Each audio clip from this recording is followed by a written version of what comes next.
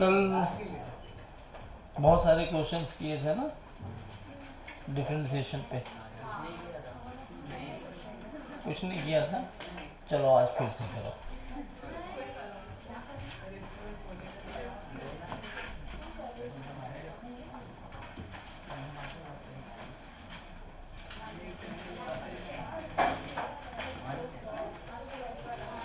एक warm up question करो फिर आगे बढ़ जाते हैं। ई रेज टू एक्स का डिफरेंशिएशन क्या होता है? ई रेज टू एक्स का ई रेज टू एक्स ही होता है ना। तो एक्स किसको मानोगे? रूट साइन रूट एक्स को। और उसके बाद का प्रोसेस तो किया ही था।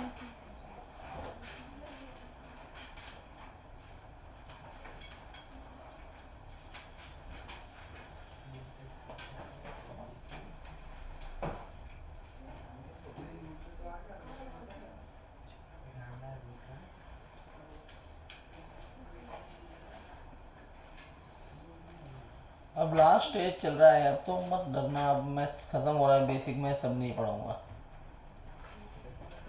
बहुत पढ़ा दिया। लाना पड़ेगा ना, नीचे ई लाना पड़ेगा ना, dx के बदले dy होना चाहिए। नहीं सर, फॉर्मूला देखो सर, ई वाला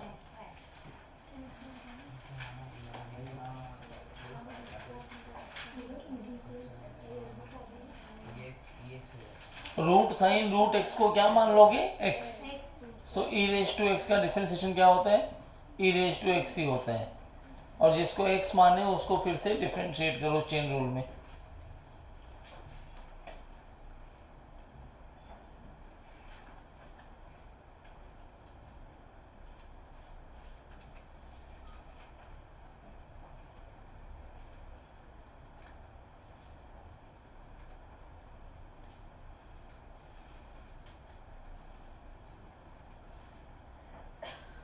बेटा ये रूट में है, ये भी रूट में है।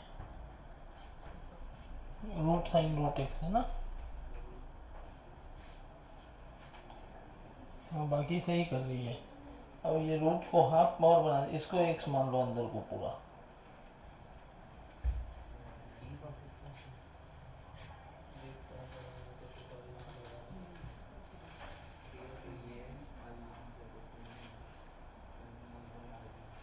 मैं कराऊं?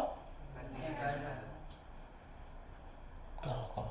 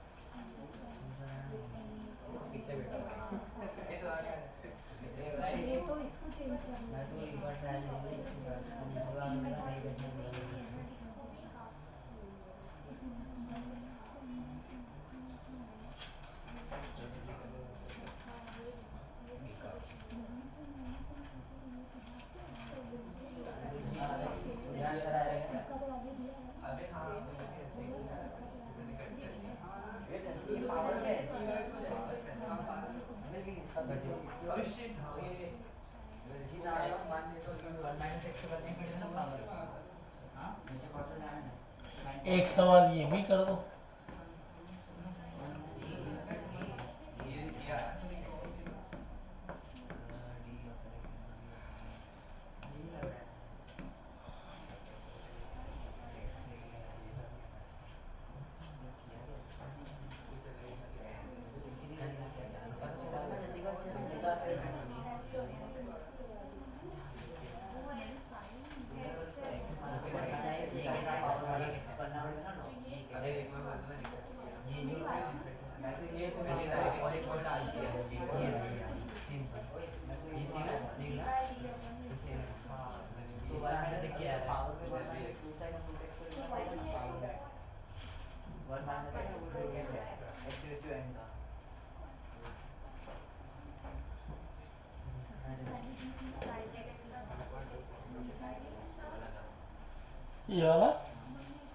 ये वाला देखो तो बच्चों ये तो बहुत सिंपल है, इस पूरे को x मानना पड़ेगा पहले। तो क्या बन गया ये e रेज टू एक्स का e रेज टू एक्स क्या होता है e रेज टू एक्स, तो ये तो ऐसे लिख दिया जाएगा। अब जिसको x मान रहे हो उसको फिर से डिफरेंशिएट करना पड़ता है, तो रूट साइन रूट एक्स, ये तो कल भी किया था। तो डायरेक्ट वो वैल्यू डाल सकते हो उसमें? नहीं आप वो डाल तो सकते हो, लेकिन याद कितना रखोगे, आज के 1 महीने बाद याद नहीं रहेगा ना, क्वेश्चन में आएगा तो इसको x मान लो, e रेज टू एक्स ही होता है। अब इसको जिसको x मान रहे थे उसको फिर से डिफरेंशिएट किया, तो ये रूट में आया, तो रूट के अंदर जो पूरा है उसको मैंने x मान लिया। रूट x का डिफरेंशिएशन क्या होता है, कल बताया था मैंने, 1/2 रूट x। तो क्या मैं ऐसे लिखूं e root sine root x multiplied by 1/2 root x, और x कौन है अपना ये। अब जिसको x मान रहे थे उसको फिर से डिफरेंशिएट कर दो। देखो मल्टीपल टाइम्स चेन रूल लगा रहा हूँ, साइन रूट x हो गया ये, और साइन रूट x में इसको क्या मानना चाहिए अपने को, x मान लेना चाहिए। तो अब थोड़ा रीअरेंज करो, तो e raise to root sine root x by 2 root sine root x multiplied by, अब ये साइन x बन जाएगा। साइन x क्या होता है, और x की जगह कौन आएगा, रूट x। अब रूट x को फिर से डिफरेंशिएट कर दो, रूट x का डिफरेंशिएशन 1/2 रूट x, बस हो गया। तो ये ऐसा बन जाएगा cos root x e raise to root sine root x by 2 2 जा 4 रूट x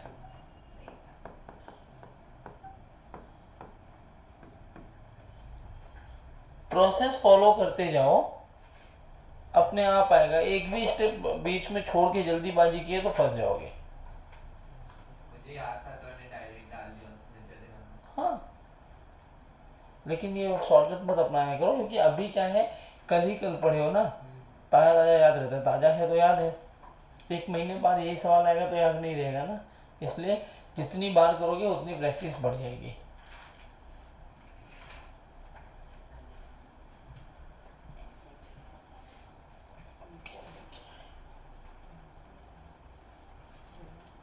ये इक्वल नहीं रहेगा बेटा,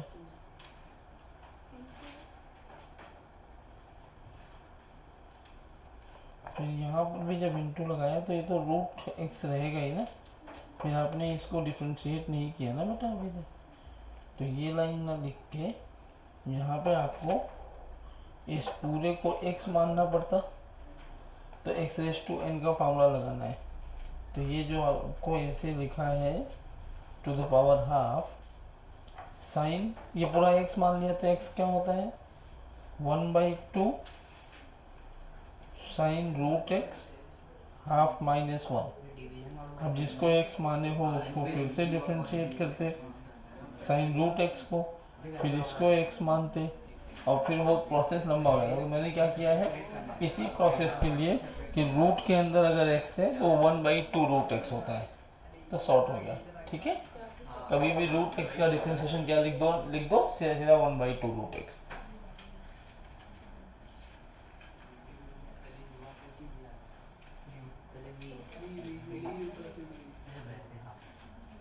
नेक्स्ट क्वेश्चन करो, ये नोट करके। इसमें कौन सा रूल लगाओगे, ऊपर वाले पूरे को क्या मान लो u, नीचे को पूरा क्या मान लो v, तो डिवीजन रूल लगा दो।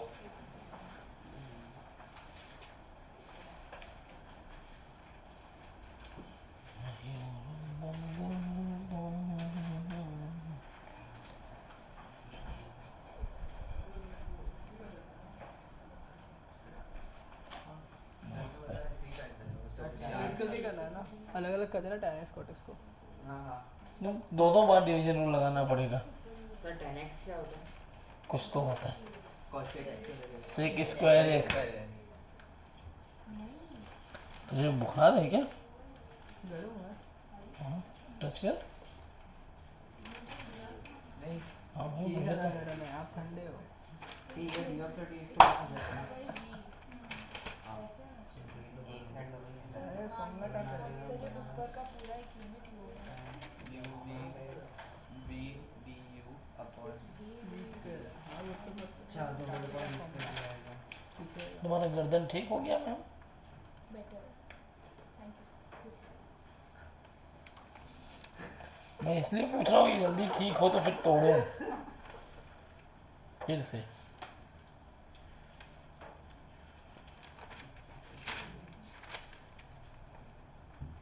tan x plus cot x का क्या करना सॉल्व करना है।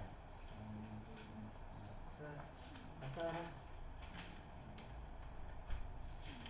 क्या लिखे हो? इसको ओपन इसको अलग अलग कर सकते हैं ना सर? अलग ही करना पड़ेगा ना। हाँ अलग कर सकते हैं ना tan x और cot x को। हाँ वो किया तो x d tan x plus x d cot x। अलग ही करना पड़ेगा। अब तो अलग x ही का कैसे क्या होगा? करेगा? x U का क्या होगा? multiplication में है। तो अभी इस पूरे को एक ब्रैकेट में रख।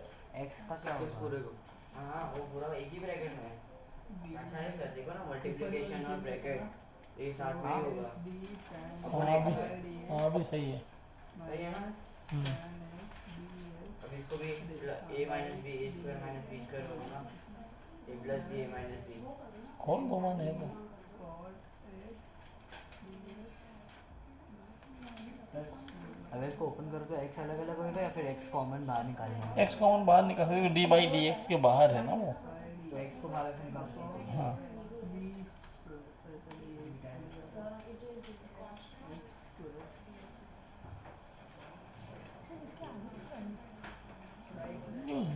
अपॉन एक्स स्क्वायर कौन लिखेगा? मैं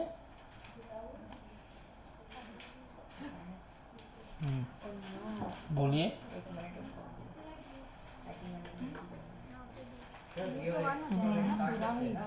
डी बाई डी एक्स होगा ना ये total. Square x minus cot x square ये ऐसे नहीं लिखते, माइनस बी स्क्वायर ये डी बाई डी एक्स है। ऐसे यहाँ पे जो ये लिखा है ये x होगा और ये डी बाई डी एक्स, तो ये पूरा 1 हो जाएगा और ये पूरे पर फिर एक्स स्क्वायर है। तो किया ही नहीं। बहुत अच्छी बात है, सेकंड लेक्चर में समझ गई वो। देख ले वो तू नीट नीट बोल के। ये हाँ वाला किससे काटेगा एक्स स्क्वायर कहाँ से आया? इधर एक्स है क्या इधर देखो एक्स इसका ही है इसका नहीं है क्या करेंगे। इस ऊपर वाले ना पूरे सिस्टम को मैंने u मान लिया, नीचे को v। तो डिवीजन रूल क्या कहता है? v du by D X, यही है ना, माइनस u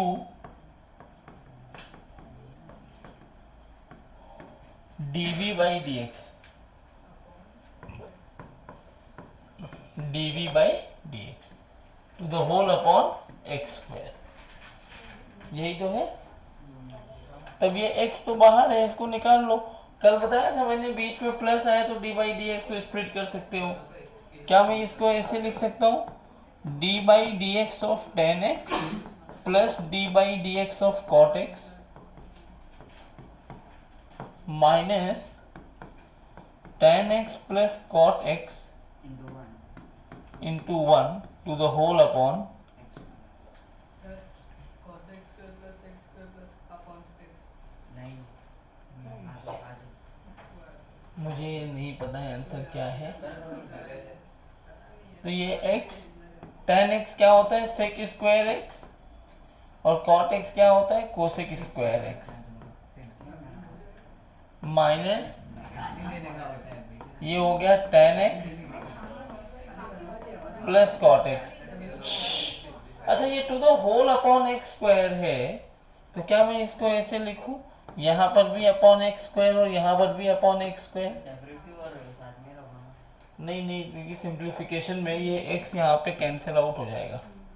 तो आंसर तुम्हारा आ गया sec square x minus cosec square X by x minus tan x प्लस cot x by X square, यही आंसर इसको है। भी ए स्क्वायर माइनस बी स्क्वायर हुआ तो कर लो, क्या मिलेगा उससे? सिंपलीफाई करना है ना अरे सर सिंप्लीफाई मतलब छोटे से छोटा आंसर लिखना है। तुम 3 टर्म बना दोगे 2 को तोड़ के।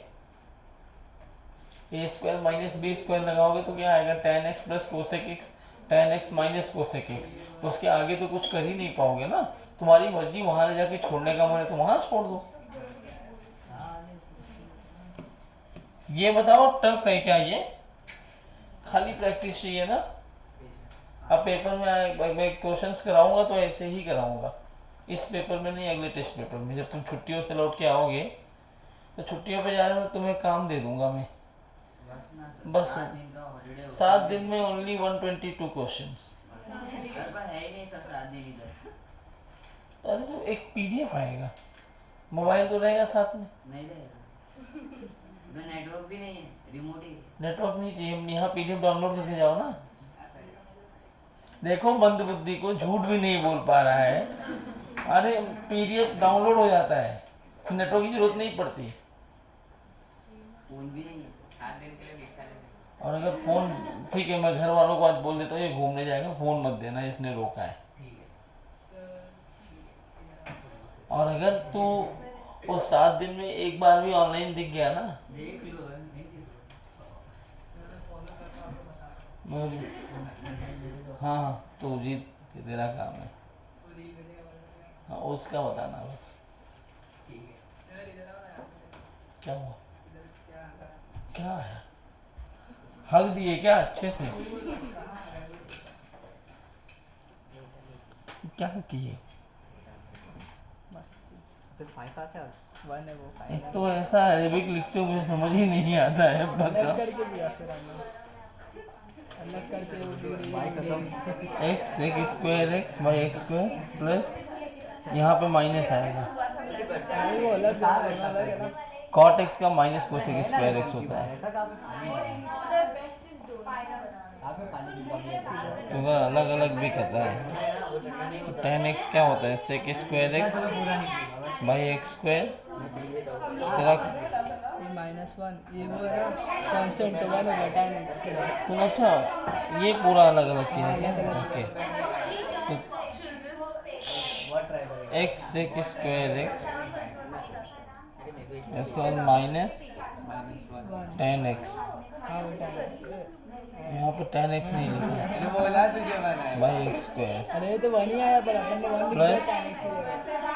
यहाँ लिखेगा इंटू तो 1 का tan x अरे यार मैं लिखता नहीं रहा तो वही हाँ वही ये बन जाएगा minus X cosec square one X से मल्टीप्लाई करके इसलिए 1 लिख दिया। By X square minus cot X by X square. इसको सॉल्व करोगे सिंप्लीफाई वही आएगा। कौन कांड कर लेगा? मैं नहीं करूँगी, हमारे स्कूल कौन सा स्कूल? स्कूल मत बोला करो उसको, वहाँ कांड ही होता रहता है। जब सुनो कुछ ना कुछ कांड होता है गोकुल धाम में।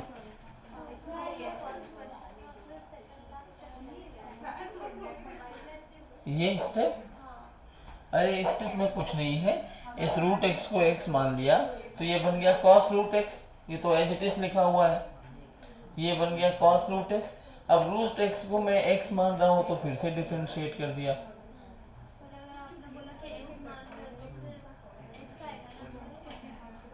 मैंने किसको एक्स माना है? साइन रूट एक्स को इधर पे एक्स माना, तो इसको इधर एक्स माना था, इसको यहाँ पे डिफरेंशिएट किया। अब इसको डिफरेंशिएट करने के लिए यहाँ रूट एक्स की जगह क्या चाहिए था अपने को, तो रूट एक्स को एक्स मान लिया मैंने। तो किसको एक्स मान रहे हो? रूट एक्स को एक्स माना ना, तो रूट एक्स को फिर से डिफरेंशिएट किया। और रूट एक्स का डिफरेंशिएट क्या होता है? 1/2 रूट एक्स। तो एक 2 पहले से है, एक 2 यहाँ से आएगा, 2 2 जा 4 और ये 1/2 रूट एक्स और ये लिख दिया। ठीक है, चलिए आगे। एक सवाल है कि if x is equal to 80 square and y is equal to bt square, find dy by dx। अब ये सवाल में तुमने जब dy by dx पढ़ा था तो वहां याद करो, रिप्रेजेंटेशन में मैंने आपको क्या बताया? y should be a function of x and x has to be independent function। लेकिन यहाँ x किसका फंक्शन है? 80 का 80 का नहीं, a और b कांस्टेंट होते हैं ना। x किसका फंक्शन है? टाइम का, t मतलब टाइम। y किसका फंक्शन है? टाइम का मतलब t का। तो अगर x टाइम का फंक्शन है तो इंडिपेंडेंट कौन है? टाइम। तो इसको आप नहीं निकाल सकते, इसको निकालने के लिए आपको dx बाई dt करना पड़ेगा। क्या करना पड़ेगा? dx by और y भी किसका फंक्शन दिया है? टाइम का। तो कौन इंडिपेंडेंट हुआ? टाइम। तो आपको क्या निकालना पड़ेगा? dy by dt। अब एक बार आप dx बाई dt निकालो, एक बार आप dy बाई dt निकालो, दोनों को डिवाइड करो। समझा नहीं कुछ? हाँ समझा समझा। इसको बोलिए इसमें डिवाइड कर दो, तू कर रहे कैसे कर कुछ नहीं।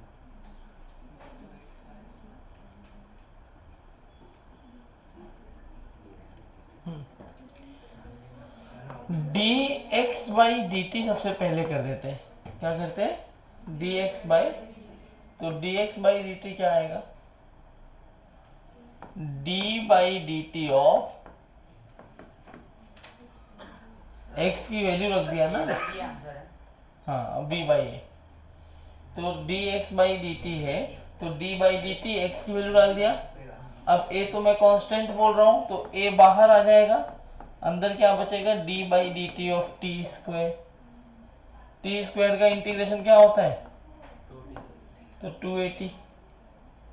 करेक्ट। ये किसकी वैल्यू है?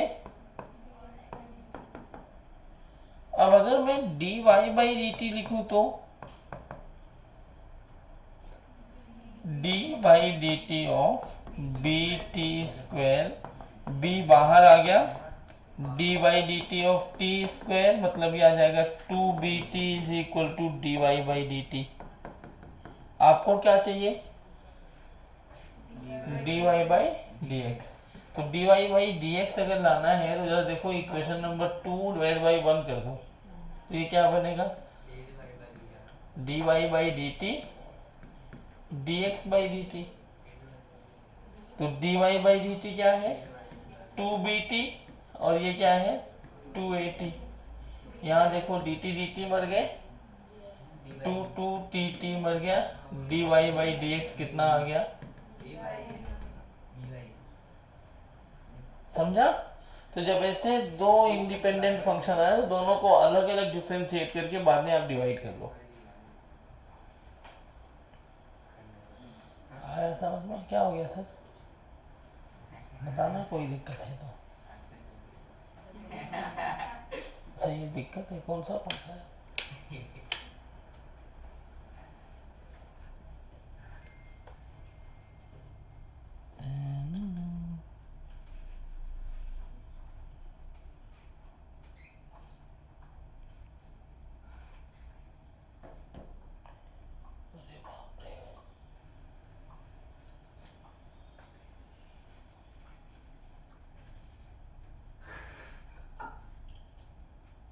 क्या किया?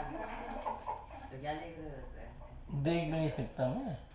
ऐसे ऐसे देख रहे हो जैसे मैंने कुछ कर लिया हो बड़ा। कुछ तो किया ना। क्या किया? अब तू बता। मैंने भी देखा। क्या किया मैंने? क्या किया तू बता। क्या किया मैंने? Very bad sir.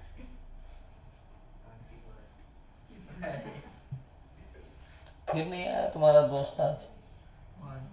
तुम्हारा दोस्त विवाह? हाँ। किसी का भी मत बनाओ, निहार का, वो निहार का दोस्त है। निहार कहाँ है? वो जापान है। वो जापान स्पेशल था। तो तुम लोग कहाँ जा रहे हो? टेस्ट की तैयारी कर। हाँ? अरे नहीं, छुट्टियों में। छुट्टियों में कहाँ जा रहे हो? मैं दार्जिलिंग। कहीं नहीं जाओगे ना? Very good. सेम पता नहीं। मतलब जा सकते हो, जा सकते हो। नहीं जाना चाहिए। ऊंची कोई जगह पे। हाँ, तुम सब मिल के टर्फ जाओ, रोज शाम को 2 घंटे खेलो, बाकी 10 घंटे खेलो, और 10 घंटे खेलने के बाद फिर पढ़ाई कर लो। 2 घंटे खेलो, 10 घंटे सो, बाकी पढ़ाई करो। क्या ही करेगा बोलने का है। जो आएगा बोलने का। मैंने तो बात ही बाद में हो तो इतना लिख चुके हैं? तो ये बोला भी ना आने जाने में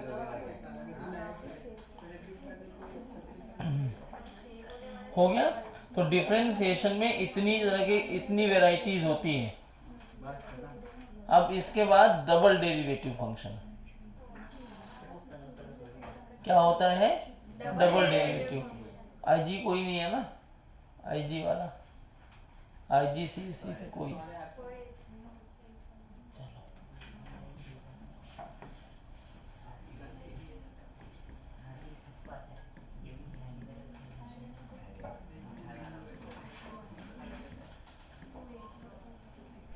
डबल डेरिवेटिव, डबल डेरिवेटिव बच्चों इसलिए पढ़ रहे हैं ताकि आप मैक्सिमम और मिनिमम वैल्यू निकालने का कॉन्सेप्ट समझ पाए, जिसको आगे चल के पढ़ेंगे, जिसको बोलते हैं concept of maxima and minima. क्या बोलते हैं? तो उसके लिए इसको इस्तेमाल करना है। कैसे करते हैं? मान लो ऐसा दे रखा हो कि if y is equal to 2x cube plus 3x square plus 2, 2x मान लेते हैं प्लस 1। मैं आपसे पूछूं find D square Y by D X square,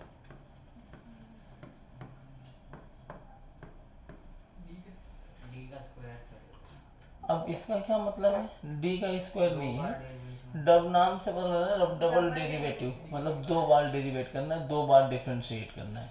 इसको डबल डिफरेंशिएशन भी बोलते हैं। इसको आप ऐसे लिख सकते हो D by D X of D by D X of Y. समझा मैंने क्या किया है? डी स्क्वायर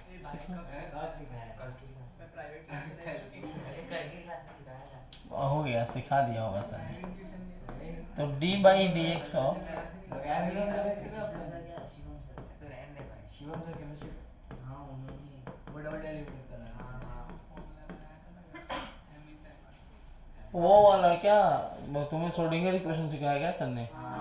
वो D square sine by D T square वाला, साइन फाई बीटा सीटा वाला, जो एक बड़ा सा इक्वेशन है, श्रोडिंगर इक्वेशन बोलते हैं उसको। उसमें बहुत झलक थी फिजिक्स में, सब तुम्हें लेवल अप करना पड़ता है।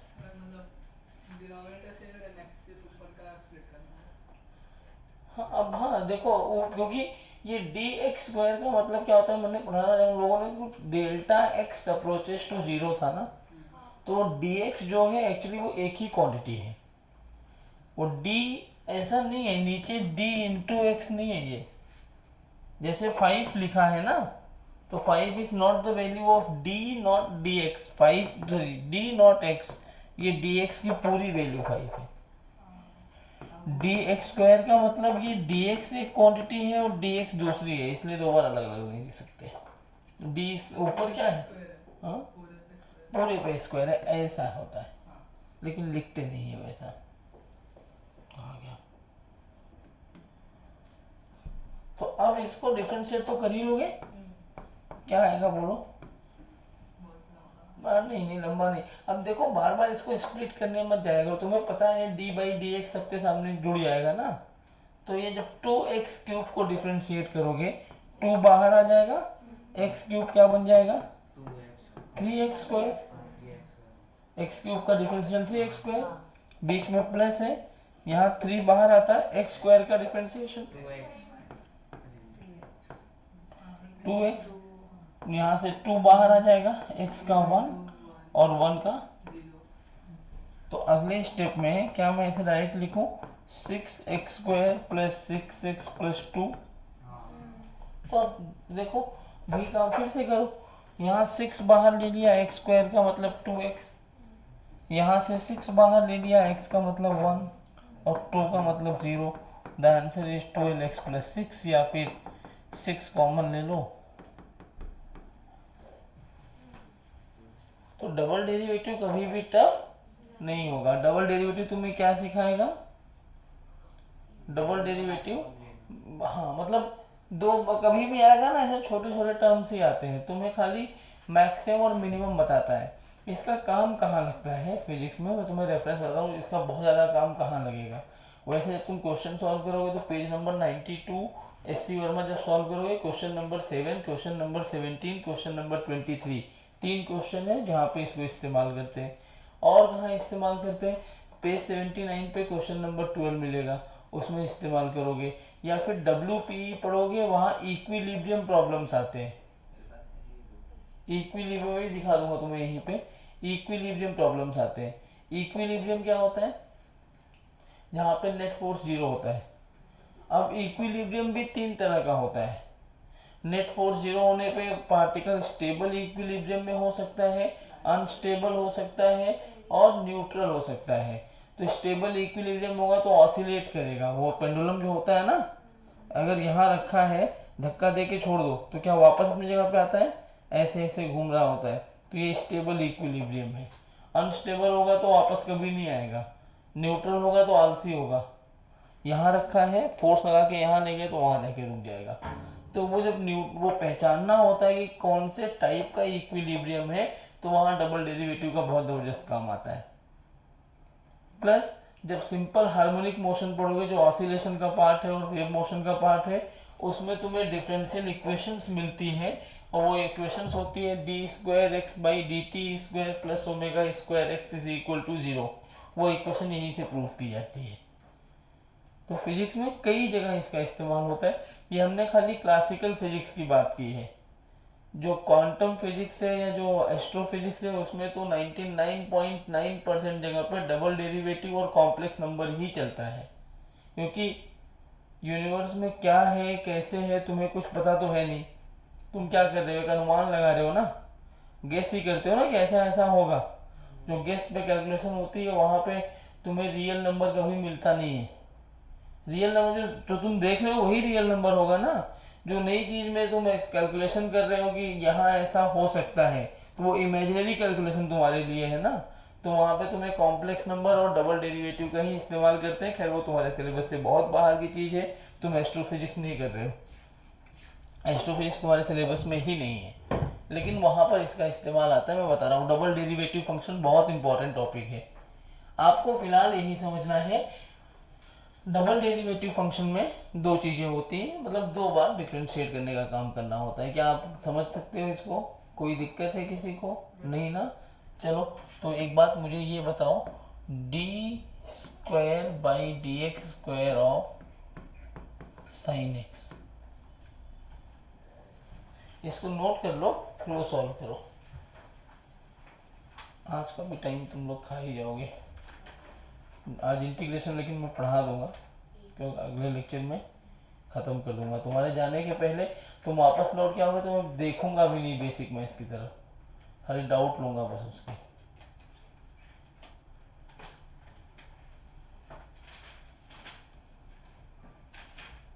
कौन है? माइनस साइन एक्स, सोच के बताना।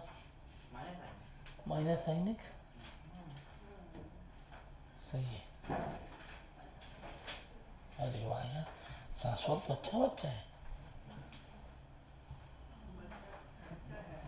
हाँ बच्चा तो है ही, नहीं नहीं अच्छा ही है।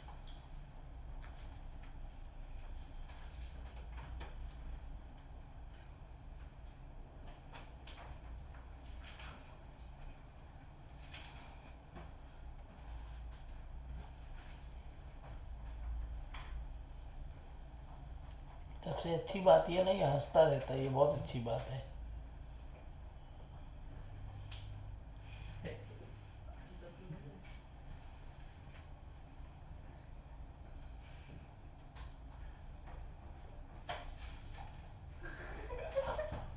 अब क्या होगा? इतना भी नहीं हंसना था।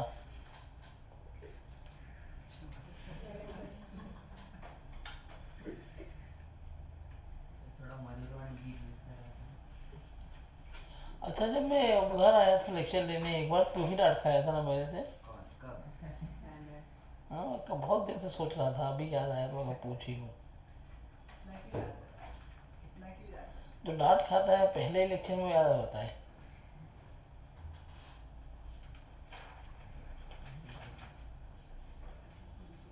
ये नहीं आया था क्या? नहीं नहीं, ये नहीं था, कोई और था तेरे साथ? निहारी था बाजू में, किधर है वो? वो जापान में था। अच्छा, आने दे तो, मैं डांट खाया था, बताऊंगा उसको भी। ये लोग फोन चलाने लगे थे क्लास में। हाँ, आगे वाला।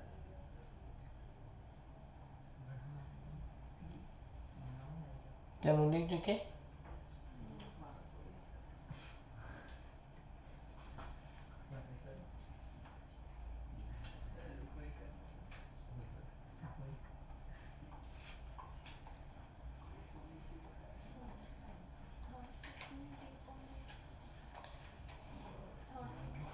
हाँ, मैंने एक स्टेप यहाँ पे शॉर्ट किया है कि डी अपॉन डी एक्स से मल्टीप्लाई करते फिर डिफ्रेंशिएट करते। मैंने कहा सबको x के रिस्पेक्ट में डिफ्रेंशिएट करना है। डी अपॉन डी एक्स का मतलब क्या है? x के रिस्पेक्ट में डिफ्रेंशिएट करना। तो मैंने 2x³ को डिफ्रेंशिएट करना है, तो 2 बाहर आ गया, x³ हो गया 3x²। 3x² को करना है तो 3 बाहर आ गया, x² बन गया 2x। समझा? मैंने जो एक स्टेप करते हुए यहीं पे शॉर्ट कर दिया है। ये 2x था तो 2 बाहर आ गया, x का 1 और 1 हो गया 0। ठीक सर मुझे 6x² + 6x 2 के बाद नहीं समझ है? ये जो किया ना आपने 6, अरे वही जो यहाँ किया वही यहाँ किया। वो समझ गया, उसके बाद क्या किया 6 जो यहाँ डिफरेंशिएट किया, ये लाइन लिखी है, वही लाइन तो ये भी है। 2x क्यों लिखा? अरे x² का क्या होता है डिफरेंशिएशन? x² का क्या होता है बोलो? x² का डिफरेंशिएशन, हाँ बोलो। हाँ तो वही तो लिखा है 2x। नींद में है क्या? ये सवाल किया, सबने कर लिया। देखो क्या होगा, d/dx ऑफ sin x। ये लिखोगे ना बच्चों, तो यहां से क्या आएगा, d/dx ऑफ sin x का डिफरेंशिएशन क्या होता है? cos x। और फिर किसका करना होगा? cos x का। खत्म। एक दो सवाल ना तुम्हें और करवाता हूँ। डबल डेरिवेटिव में इतना ही है, बहुत बकवास नहीं करता मैं। तो जितने सवाल तुमने यहाँ किए हैं उन सबको एक बार और डिफरेंशिएट कर दो तो क्या बन जाएगा? Double derivative. को इतना टफ आपसे नहीं पूछेगा। आइए, कल मैंने आपसे प्रॉमिस किया था कि इस पे ना क्वेश्चन आते हैं पेपर में। पीवाईक्यू कहाँ किया था? हाँ, प्रॉमिस कर दिया था, तो वो प्रॉमिस पूरा कर देता हूँ।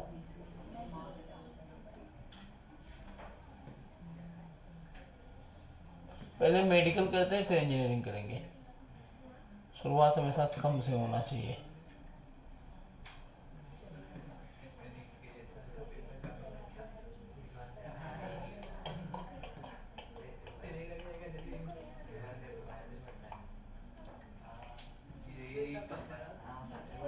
अब देखो, ये पहला ही सवाल आप देख रहे हो, कह रहा है in appropriate units time t and position x relation of a moving particle is given t = x² + x। NEET 25 का क्वेश्चन है, जो सबसे टफेस्ट पेपर माना जाता है। The acceleration of the particle पूछा है। देखो एक्सेलरेशन क्या होता है, कैसे निकालोगे? मैं तुम्हें ना लिख, मतलब तुम्हें फार्मूला नहीं पता है ऑफकोर्स, मैं फार्मूला लिख के तुम्हें दिखा दूंगा। सबसे पहले अपन निकालेंगे dt/dx। तो यहाँ से तुम्हें मिलता है 1/v। यहाँ से पहले तुम्हें v निकालना है। क्या dt/dx कर सकते हैं? मैं नहीं करवाऊंगा, मैं खाली लिखूंगा, आपको आंसर बोलना पड़ेगा। d/dx ऑफ t की वैल्यू कितनी है? तो ये क्या बन जाएगा? 1/v। अब x के रेस्पेक्ट में इसको डिफरेंशिएट करना है, तो x² क्या होगा? 2x + 1। क्या ये बन गया 1/v? तो v क्या बन जाएगा? हाँ, अब देखो v क्या बन गया 1/2x+1, ये वेलोसिटी आई है, तुमसे क्या पूछा है। अब वेलोसिटी के बाद एक्सेलरेशन निकालने का क्या फार्मूला होता है, फार्मूला भी नहीं जानते इसलिए मैं लिख रहा हूँ, दिस इज v dv/dx। क्या होता है फार्मूला, अब v तो यही यहाँ रख देंगे बाद में, पहले dv/dx निकाल लेते हैं इधर। तो dv/dx लिखोगे तो क्या लिखोगे, d/dx ऑफ v की वैल्यू, v कितना है, कैसे सॉल्व करें इसको। तो इसको सॉल्व करने के लिए क्या मेरे पास कोई और ऑप्शन है ही नहीं, क्या मुझे ऐसे लिखना पड़ेगा बच्चों इसको। नहीं, तो तुम्हें यहाँ vx का फंक्शन दिया है ना, अगर vt का फंक्शन दिया होता तो dv/dt लिखते। ये एक और फार्मूला होता है, ये कहाँ से आता है, ये होता है dv/dt। अब मुझे इसमें अगर x का फंक्शन दिया है तो dx/dx से मल्टीप्लाई कराना पड़ता है, और dx/dx से मल्टीप्लाई कराते हो तो मैं इसको इंटरचेंज कर, ऊपर वाले को इंटरचेंज कर दो, नीचे छोड़ दो, तो ये क्या बन जाएगा देखो, a = dx/dt multiplied by dv/dx। dx/dt मतलब change in position upon time, v dv/dx। वो तो काइनेमेटिक्स में पढ़ोगे, मैं खाली तुम्हें दिखा रहा हूँ कि देखो अगर तुम्हें ये चीज नहीं आती है तो तुम काइनेमेटिक्स कितना भी अच्छा पढ़ लो, क्वेश्चन सॉल्व भी नहीं कर पाओगे, रट्टा मार के बैठोगे। यहाँ -1 क्यों हुआ समझ में आया ना, क्योंकि 1/x का कोई फार्मूला ही नहीं है। तो क्या करना होगा, अभी पढ़ाया था मैंने, इस पूरे को x मानना होगा पावर के लिए। तो इस पूरे को अगर मैंने x मान लिया, पता नहीं यार, इस पूरे को x मान लिया तो क्या हो जाएगा, dv/dx बोलो, -1/2x+1 to the whole square. अरे -1 होगा ना, ऊपर -2 आता, नीचे आके +2 बनेगा, मल्टीप्लाइड बाय जिसको x माने थे, तो यहाँ से क्या आएगा, 2 आ जाएगा बाहर। तो आंसर क्या आया dv/dx का, -2/2x+1 का होल स्क्वायर। यहाँ रखो, तो v ऑलरेडी कितना है 1/2x+1 multiplied by -2/2x+1 to the whole square. क्या जीरो हुआ, 1 का जीरो हुआ ना भाई, 2x+1 को डिफरेंशिएट करोगे तो 2 बाहर, x का डिफरेंशिएशन 1 और 1 तो कांस्टेंट ही है। अरे भी इसके पहले वाला भी किया, तो x के रिस्पेक्ट में 2x को डिफरेंशिएट कर क्या आएगा, x के रिस्पेक्ट में 2x का डिफरेंशिएशन क्या आएगा 2, x के रिस्पेक्ट में 1 का क्या आएगा 2 + 0। समझा मैंने क्या किया है, ये लिखना नहीं है, मैं तुम्हें खाली दिखा रहा हूँ। नीट 25 का क्वेश्चन है, अगर तुम्हारी प्रैक्टिस अच्छी है तो क्या ये सब लाइन लिखोगे क्या, मैं तो सीधा एक लाइन ये लिखता और उसके बाद सीधा ये लिखता, 2 लाइन यहाँ करता मैं, और यहाँ ये सब इतना उर्दू लिखता ही नहीं, ये लाइन मैं क्यों लिखूंगा, मैं ये लाइन लिखूंगा और ये लाइन के बाद ये लाइन लिखूंगा सीधा, तो 2 4 लाइन में आपको आंसर मिल गया। ये टफेस्ट पेपर के सवाल है, ऐसा नहीं कि तुम्हारे लिए मैंने कोई, हाँ क्या कहा से है, अरे v में भी एक 2x+1 था और dv/dx में 2x+1 का होल स्क्वायर आया, गधा। हाँ सही किया, देखो 54% बच्चे सही कर पाए थे मात्र।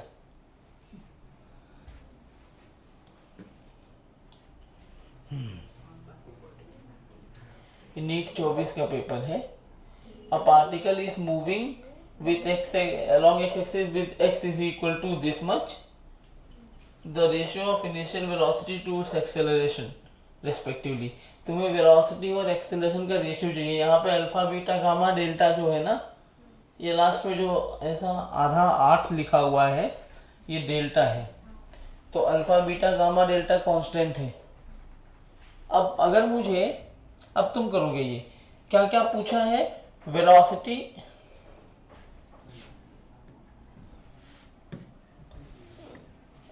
बाय एक्सेलरेशन पूछा है ना, तो वेलोसिटी कैसे निकालेंगे, dx/dt 1/v होता है ना dt/dx, तो यहाँ v करोगे dx/dt, और a क्या होता है या तो मैं लिखूं dv बाई dt, या मैं इसको ऐसे लिख सकता हूं ना, VDV नहीं शांति बरतिए, यहाँ पे टाइम का है ना, मैं ऐसे लिखूं d by D T of v की वैल्यू कितनी है, dx बाई डी टी। अभी यही तो पढ़ा था, ये क्या बन जाएगा, d square x DT square.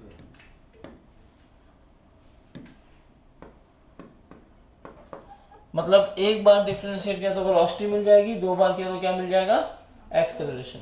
अब जरा यहाँ लिखो तो v d by D T of कितना है ये, alpha T raise to 4 beta T square gamma T delta. सबको टी के रिस्पेक्ट में करना है, तो सब टी में है। अब मैं अलग अलग स्प्लिट नहीं कर रहा हूँ, बाद में कोई नहीं पूछेगा क्या किया, इसलिए भी देखो, जब अल्फा टी रेज़ टू 4 को डिफरेंशिएट करना होगा तो अल्फा तो बाहर आ जाएगा, टी रेज़ टू 4 क्या बनेगा, 4t क्यूब, तो क्या ये बनेगा 4 alpha T cube, beta T square में बीटा बाहर, टी स्क्वायर 2t ना, तो 2 बीटा टी, और यहाँ क्या बचेगा, गामा बाहर, t का 1 गामा है और ये 0, तो v कितना आया 4 alpha T cube plus 2 beta T plus gamma. ठीक है, कोई दिक्कत। और यही वैल्यू किसकी है,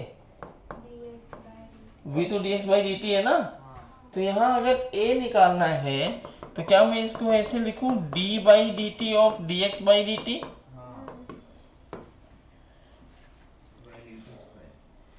तो a d by D T of dx by D T कितना आया है, 4 alpha T cube 2 beta T plus gamma.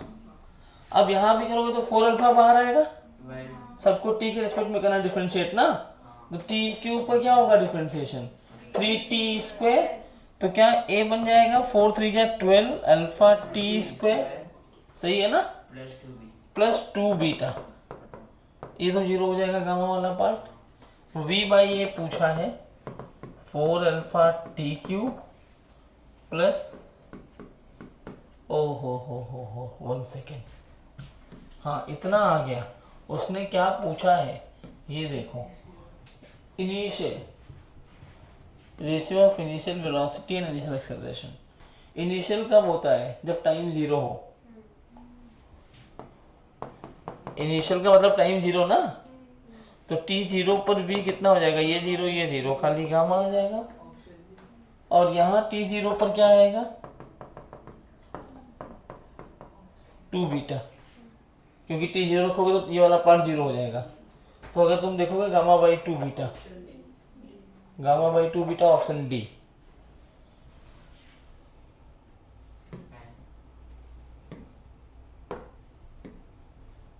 Yes, देखा ना, आसान है ना। अब ये तुम लोग कर दो, मैं नहीं करूंगा, पढ़ो क्वेश्चन और करो।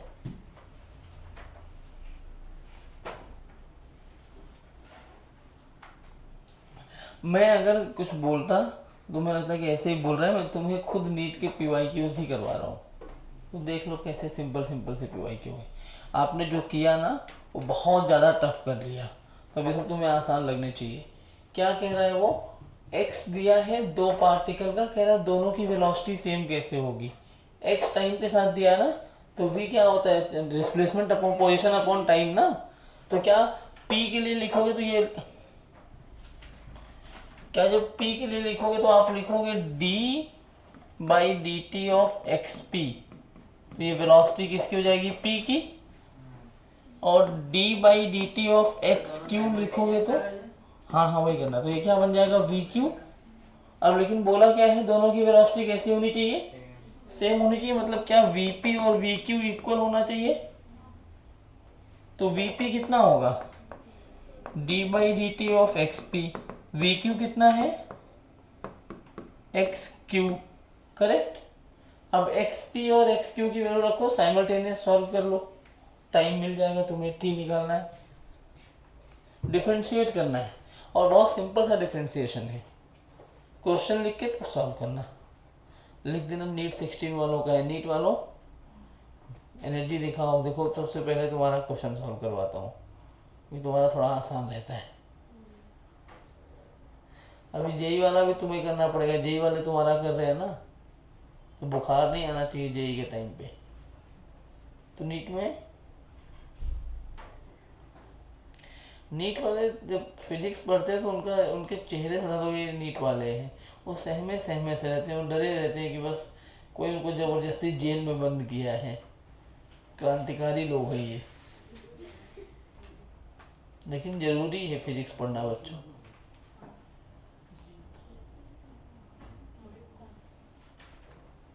जब फिजिक्स नहीं पढ़ोगे तो इंस्ट्रूमेंट के बारे में आपको जानकारी कैसे होगी, किस प्रेशर पे काम करेगा, फ्लूइड कितना फ्लो करना चाहिए, हमारा ब्लड में तो फ्लूइड ही है, ब्लॉक कैसे दूर करते हैं।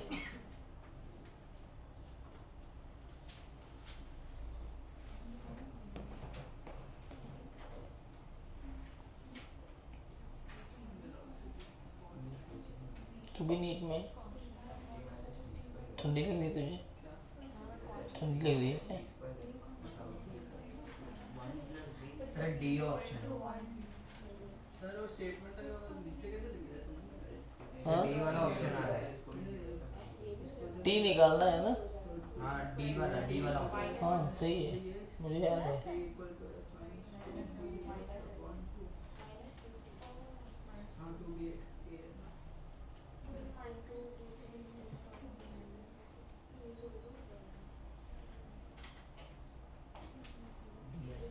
हाँ, इसको इधर से इसको इधर से।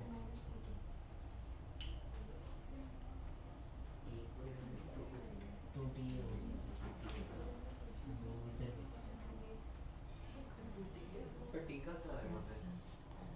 ठीक है, वही तो निकालना है। At what time do the velocities are equal, तो टी की वैल्यू तो पूछा है। अरे गुरु टी की वैल्यू निकालनी है, तो टी वाले को एक साइड लेके टी निकालो ना, इक्वेशन बन गया। तो सर डी वाला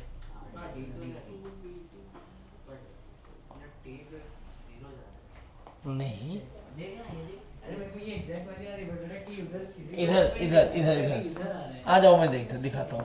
एक्स पी कितना है? A T plus B T square. X Q कितना है? F T minus T square. जब इसको डिफरेंशिएट करोगे तो ये क्या आएगा? A plus two B T, ठीक है। और इसको लिखोगे तो क्या आएगा? F minus two T. Correct? कोई दिक्कत नहीं भी? हाँ, अब देखो तुम्हें टी निकालना है तो टी को एक साइड कर लो।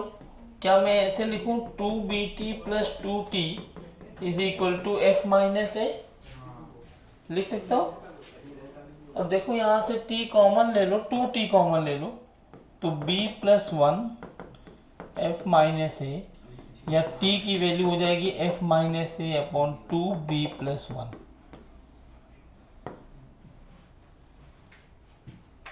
नीट 16 का क्वेश्चन है। 16 और 19 दो अपने आप में बहुत टफ पेपर थे। सॉरी 25 और 16 का पेपर तो जेई मेन से टफ था। हाँ, उसमें बच्चों ने कब जाके सुप्रीम कोर्ट में चैलेंज किया था कि हमारा पेपर जेई से टफ क्यों आया है, तो एनटीए ने जवाब दिया था कहीं कोई नोटिफिकेशन दिखाओ। हमने पूछा वो जेई से आसान पूछेंगे। उनका सीरियसली क्वेश्चन था बच्चों से, क्या कोई, तब एनटीए नहीं हुआ करता, तो सीबीएसई हुआ करता था, क्या कोई क्वेश्चन आउट ऑफ सिलेबस था? नहीं। क्या कहीं पर नोटिफिकेशन में ऐसा लिखा आया कि नीट जेई मेन से आसान आने वाला है? तो फिर खत्म, जाओ भाई। बहुत टफ पेपर था, उसके फिजिक्स के एक एक क्वेश्चन इतने टफ टफ थे ना, मेंस वालों को भी ऐसे पसीने छूटते हैं उसको करने को। करवाऊंगा धीरे धीरे। हो गया ना, समझा तुम लोगों को? कहाँ गलती हुई थी? और एक अच्छा लग रहा है? अच्छा, अब यही हो गया कि बहुत बड़े बड़े क्वेश्चन किए जहाँ तुम्हें हार्ट अटैक आ गया अचानक से, ये मेरा तो अच्छा लग रहा है ना। जैसे तुम समुंदर पार करके आए हो अभी और तुम्हें कोई बोला ये गटर कूद के पार करो, है गटर ही तो है, ऐसे पैर फैलाए पहुँच के। अब ऐसे ही सवाल आते हैं पेपर में। एक तो चलो नीट के और कर लो, एक आध जेई के कर लो, फिर इंटीग्रेशन चालू कर दो। इंटीग्रेशन आसान है, कौन सा जेडब्ल्यू एडवांस है? एडवांस में नहीं पूछते, एडवांस में क्वेश्चन ढूंढने पड़ेंगे, क्योंकि एडवांस में डायरेक्ट तुमसे इतना सिंपल सिंपल सा नहीं कि x दिया है dv/dt कर लिया, वहाँ तुम्हें पहले पूरा वो क्वेश्चंस बनाना पड़ेगा डिफरेंशिएशन के फॉर्मेट में, वही से टफ होता है ना, पूछते ही चीज़ें फार्मूला यही होगा, लेकिन यहाँ तक पहुँचने के लिए दिमाग लगाना पड़ेगा। जब चैप्टर चालू करेंगे तो हर चैप्टर में मेंस के एडवांस के सब क्वेश्चन करते हुए चलेंगे। चले आगे, लिख लिए, डी बोले थे ना, चलो किसी का भला कर देते हैं, ये किसी का वो है, लो भाई लो, कब से परेशान किया है, जितना इसमें टिक करोगे ना, ये जिसकी आईडी होगी ना, उसके आईडी में उतना उसको पॉइंट्स मिलते हैं। तुम लोग भी डाउनलोड किए कि नहीं अभी? कर लिया, क्या बात है, ये भी मत करो, उसमें इंटीग्रेशन था इसलिए मना किया।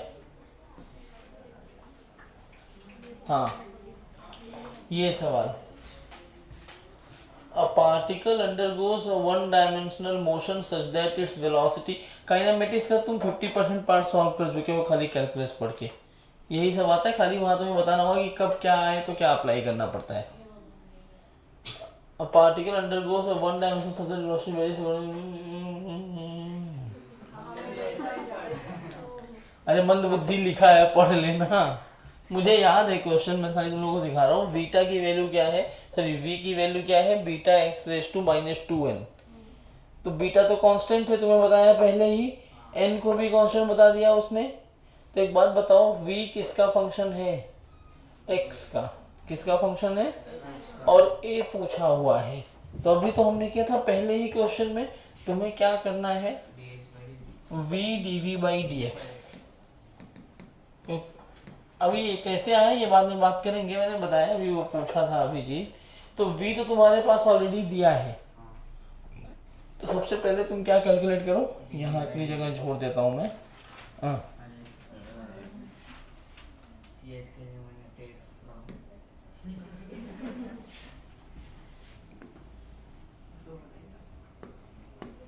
dv/dx निकालो। अब dv/dx तुम्हें निकालना है, मैं नहीं निकाल रहा हूँ। d/dx of beta X raise to -2n, चलिए निकालिए इसको, dv/dx निकालो, वहां वैल्यू रख दो, आंसर आ जाएगा।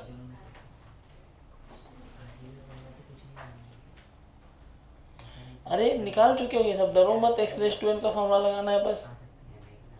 ऑप्शन देख के बहुत सारे लोग डर जाते हैं, ओ हो ये क्या है।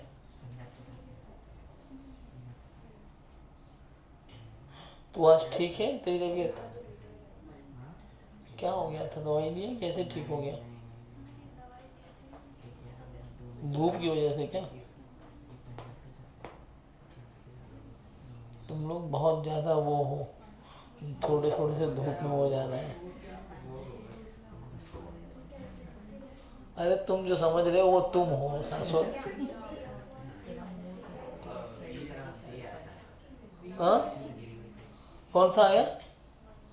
हाँ डर मत, बता ना, सही बोल रहा है बोल, जो आंसर बोला तुमने सही बोला। B -2n beta square X raise to -4n -1।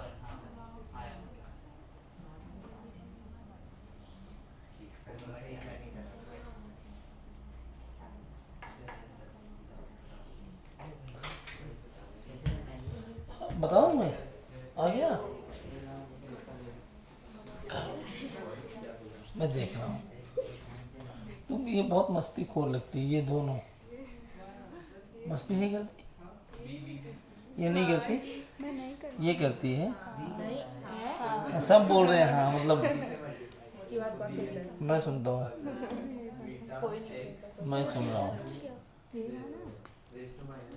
साढ़े डरा रहा हूँ मैं डरा कह रहा हूँ, बताने के लिए खड़ा हूँ। आप देख कर डर लगता है, पर आप डरावने हो नहीं। उनको देख के डर लगता है, मैं डरावना हूँ नहीं, इसका मतलब क्या है?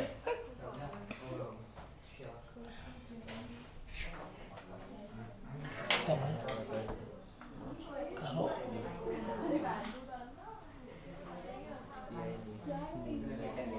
नींद में हो?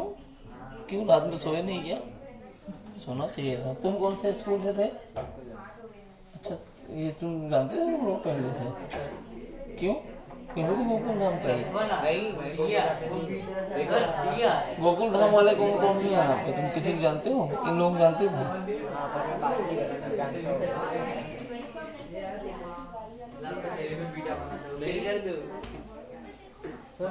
ये है यार 3 कैसे आया? 3 कोशिश करेगा यार सही कोशिश किया। यहाँ पे 2n है ना, तो गधू पॉइंटिंग लगा यार गंदा वाला बीटा बाहर किया। ये भी तो बाहर आ जाएगा ना दोनों नहीं नहीं, n अब पावर में है ना, तो ऐसे क्वेश्चन बाहर नहीं आता।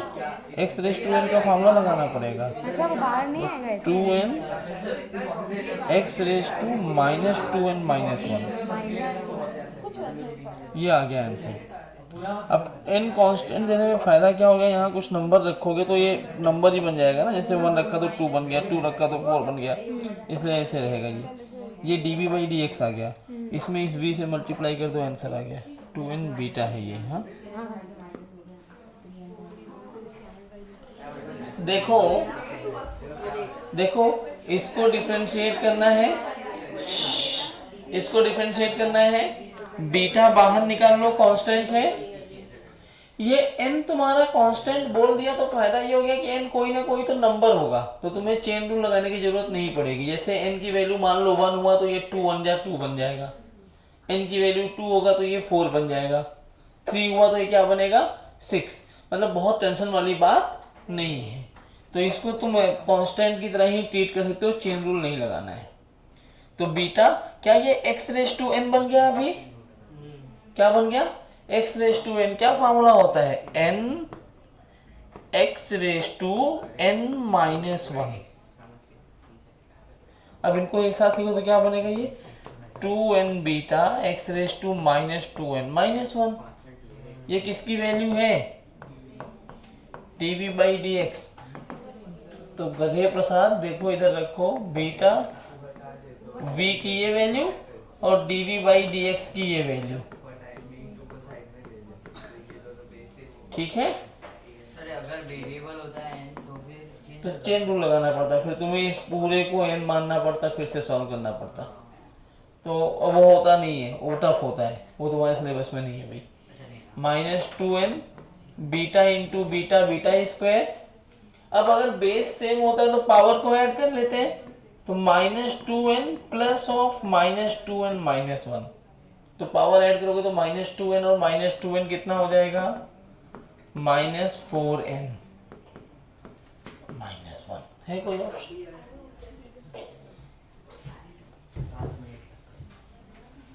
अब 7 मिनट में तो 5 मिनट तुम्हारे पास रहा, मैं मुझे करना हो तो वह 10 सेकंड लगेगा।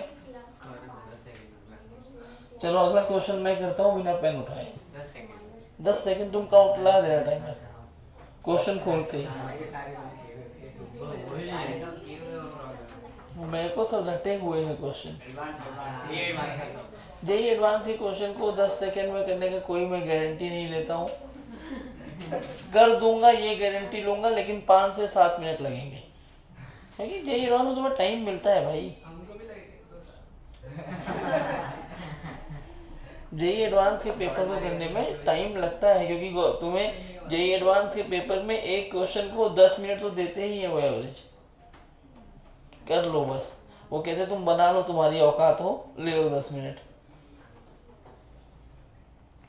चले आगे।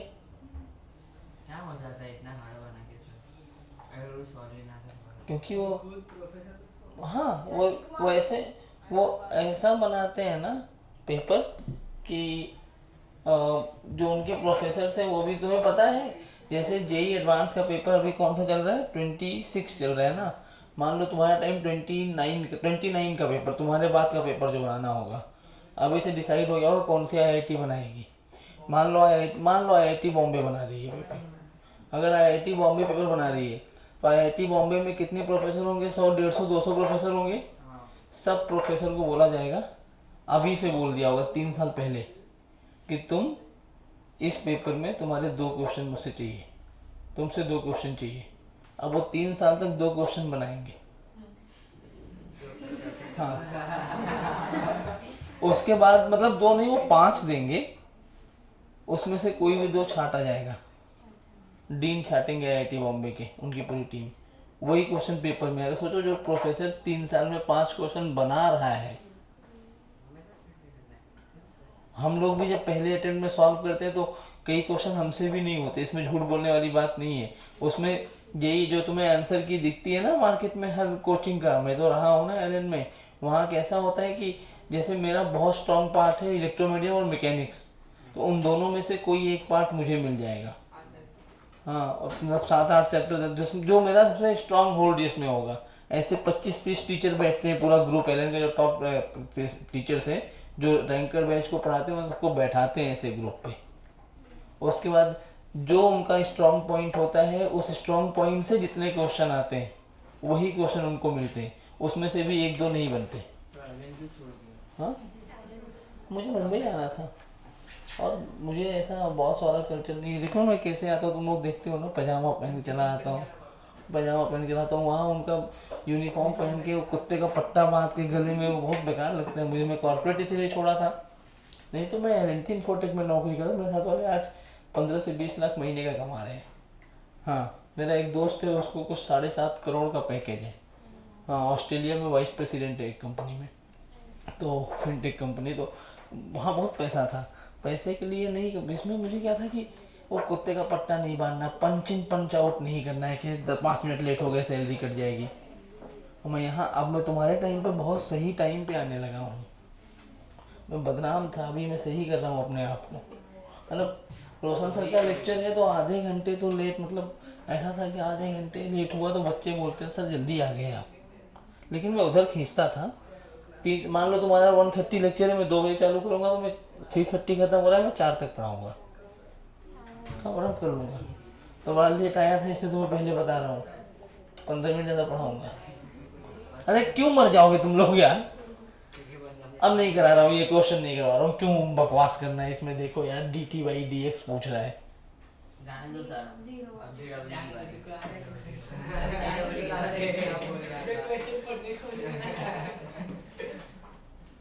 जाओ जेई में चलते हैं, नीट में बहुत हो गया।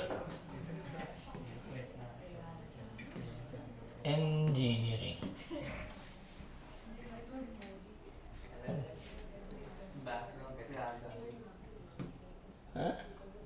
कहाँ चला गया।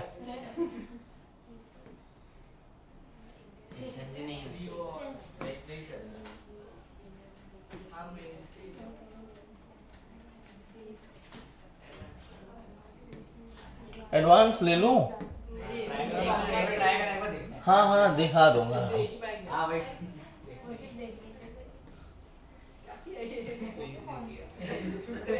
चलो इसमें मैं फर्स्ट क्वेश्चन से लेता हूँ, जो तुमसे नहीं हो पाएगा उसको छोड़ रहा हूँ। ऐसे ये सब तो मैं बेसिक सवाल है, ये सब अभी तुम नहीं कर पाओगे। हाँ बेसिक है लेकिन तुम नहीं कर पाओगे क्योंकि तुम काइनेमेटिक्स पढ़े नहीं हो। और जो तुम v=u+80s ut+1280² 10th में पढ़ के आए हो ना 9th-10th में, वो स्कैम है।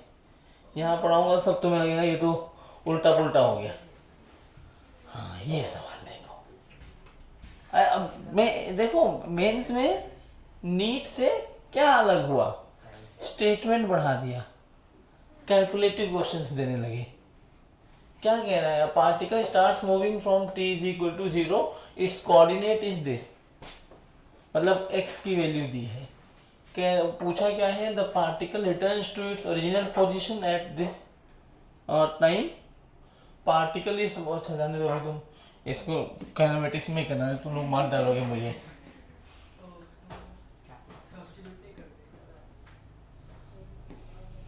इसमें नॉन यूनिफॉर्म से बहुत कम आता है। क्यों कम आता है उसके पीछे रीजन है ना।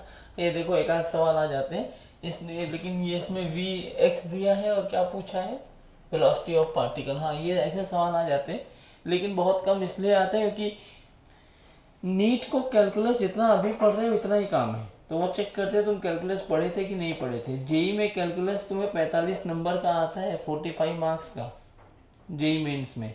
तो कैलकुलस पूरी बुक है, वहाँ पे तुम्हें इंटीग्रेशन देंगे, जैसे वहाँ पे डिफरेंशिएशन दिया तुम तो उड़ा दोगे पेपर में। हाँ इसका आंसर सी ए है ए ए। हाँ ए है dx बाई dt क्या होता है? 80 है वेलोसिटी है ना, dx बाई dt तो 80 आएगा। t की वैल्यू 5 रखो, 8 5 जा। अब देखो कितने लोग सही किए थे। तो ये क्वेश्चन डिफरेंशिएटर है ही नहीं। ये क्वेश्चन तुम कर लिए, तुम डिफरेंशिएट नहीं कर पाए। ये तुम नहीं कर पाए तो गुनाह कर दिया। अगर ऐसे क्वेश्चन तुम गलत कर दिए, जो ये 7% लोग गलत किए ना, ये 7% लोग की इस एक क्वेश्चन की वजह से रैंक कम से कम 50,000 नीचे गई होगी। क्योंकि आसान क्वेश्चन जब गलत करते हो ना, तो क्या होता है, परसेंटाइल है ना। जो तुम गलत किए उसको 93% लोगों ने सही किया, तो तुमसे लीड ले गए ना 4 नंबर का, 4 इनफैक्ट 5 नंबर का। तो ये चीजें तुम्हें याद रखनी होती है। हाँ ये सवाल देखो, dx बाई dt चाहिए। तुम dx बाई dt निकाल लो, जो आएगा उसमें t की वैल्यू 4 रखनी है।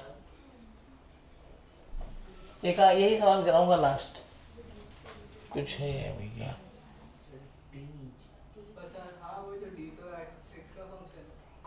तो अभी उसको फंक्शन चेंज करो। Root x equals to t minus 4 वहाँ वो कर सकते हैं ना, root x equals to t minus 4।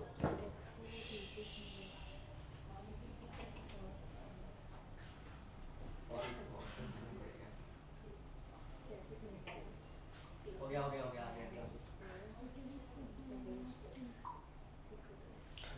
तुम्हें हो क्या जाता है बीच बीच में?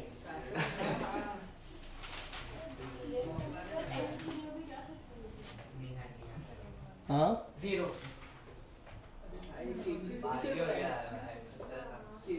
x की वैल्यू क्या है? t minus 4 to the whole square.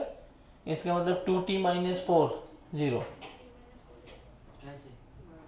मत समझ। Root x equals to t minus 4 करना, तो x equals to t minus 4 तुझे dx बाई ये अब देखो जेई में क्या है ना, इतना ही थोड़ा सा घुमाते हैं। dx बाई dt tx का फंक्शन दिया है। कुछ लोग इसको अंधों में सॉल्व करने लगेंगे। x बाई dt है, मतलब x has to be a function of time. तो x को टाइम का फंक्शन बनाओ। कैसे? मैं इसको ऐसे लिखूं, root X is equal to T minus 4, squaring both side, क्या ये बन जाएगा x is equal to T minus 4 का होल स्क्वायर। तो dx बाई dt का मतलब ये ऐसे लिखा जाएगा। क्यों नहीं इस पूरे को t मान लिया जाए? तो इसको खोल दो ना। क्या फर्क पड़ता है, उतना लंबा क्यों करना है? नहीं वो इजीली हो जाएगा ना, बस एक उससे आसान होगा। हाँ तो एक लाइन तुम्हें लिखनी पड़ेगी, मैं सीधा ऐसे लिख दूंगा 2t minus 4 multiplied by t minus 4, और ये तो 1 ही होगा। t माइनस 4 तो 1 ही होगा ना, क्योंकि 4 कांस्टेंट है, 0 हो गया, t का डिफरेंशिएशन 1, तो कोई फर्क ही नहीं पड़ा। तो at t is equal to 4, तो 2 4 माइनस 4 नहीं, वो x दिया है और dx बाई dt चाहिए तुम्हें। मतलब वेलोसिटी पूछा है कि वेलोसिटी कितनी होगी। डन। बस अब आगे बढ़ते हैं, ये बहुत पढ़ लिया। हेडिंग बनाइए इंटीग्रेशन। अब थोड़ा सा तुम्हें मतलब मैं डर रहा हूँ यार, मेरा डर तुम लोग दूर करना। क्योंकि इंटीग्रेशन जैसे डिफरेंशिएशन में क्या था, डायरेक्ट फार्मूला इस्तेमाल करते थे ना। इंटीग्रेशन में डायरेक्ट फार्मूला इस्तेमाल नहीं कर सकते, मतलब करते हैं बोल लूँ मैं, बेसिक में मैं कर सकते हैं हम लोग, लेकिन जब आगे बढ़ते हैं तो उसमें थोड़ा सा सब्स्टिट्यूशन का मेथड आता है। ट्रिगो वाले जो फार्मूले मैंने आपको लिखवा रखे हैं वो याद होने चाहिए, क्योंकि बहुत सारे डायरेक्ट डिफरेंस इंटीग्रेशन के फार्मूले नहीं होते। जैसे यहाँ पे क्या था, sine X cos X tan X cosec X cot X सबका फार्मूला था, यहाँ नहीं होता। यहाँ तुम्हें बनाना पड़ता है फार्मूला, यहाँ कुछ लिमिटेड फार्मूले ही होते हैं और बाकी तुम्हें मजे लेने होते हैं। कैसे लेते हैं मजे देखो।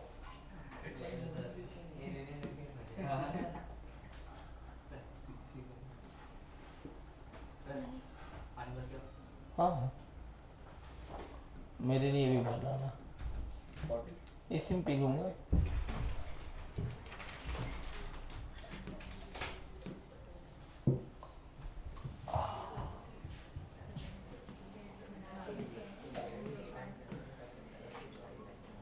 चलो तुम लोग बोल रहे थे ना, बहुत मन था तुम्हारा।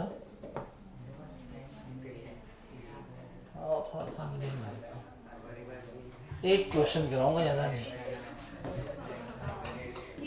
एक ही क्वेश्चन आया ही है। ये देखो, जेईई एडवांस 2016 में ये सवाल आया है। द वेक्टर तो पढ़ लिए ना, तब डरने वाली बात नहीं है। The position vector r of a particle of mass m is given by the following equations. r is equal to alpha T cube I cap plus beta T square J cap, where alpha is 10/3 meter per second cube and beta is equal to 5 meter per second square, mass 0.1 kg, at t is equal to 1 second, which of the following statement is or true? इसका मतलब एक भी हो सकता है और एक से ज़्यादा भी हो सकता है। हाँ, तो ऑप्शंस क्या है? वेलोसिटी पूछा हुआ है पार्टिकल का, फोर्स पूछा है, टॉर्क पूछा है, एंगुलर मोमेंटम। तो बी और डी ऑप्शन को इग्नोर करो, अभी तुम नहीं पढ़े हो, इसलिए एडवांस के क्वेश्चन सभी नहीं कराते, क्योंकि एक टॉपिक से नहीं आता, एडवांस मल्टीपल कॉन्सेप्ट होता है। नहीं, कांस्टेंट है, दिया ना यहाँ पे, बीटा भी कांस्टेंट है। हाँ, एक्सेलरेशन का काम कर रहा है, लेकिन कांस्टेंट दिया है यहाँ पे। Thank you.